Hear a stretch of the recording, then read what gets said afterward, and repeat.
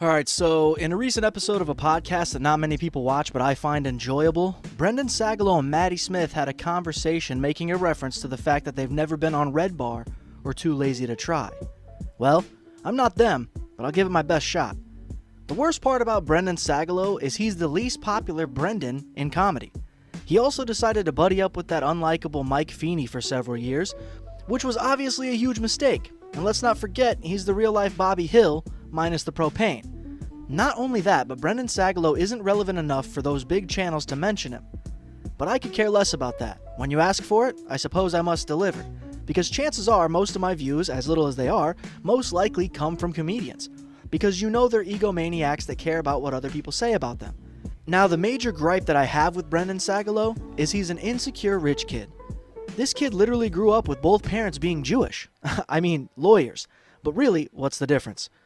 And yes, you could say his childhood might have been rough. He was probably ignored. But when he's able to hire a personal security guard to follow him around his prom, that's some rich, scared kid shit. I mean, I drove my 1996 Pontiac Grand Dam to prom, and I still had a blast. Bro is clearly a tryhard, and I'm not sure who he's still trying to impress. Daddy, maybe. Although, trying hard is more productive than not trying at all. Either way, I find him to be talented. Out of all the New York comedians, he actually has skills outside of comedy that can make him popular. Sagalow can absolutely spit bars. But the insecurity, knowing he was a rich kid and didn't grow up tough, being a legit rapper, well, nobody's gonna take him seriously. That is, unless he's honest right out of the gate, or he simply makes funny raps. But what's the life of making comedy raps?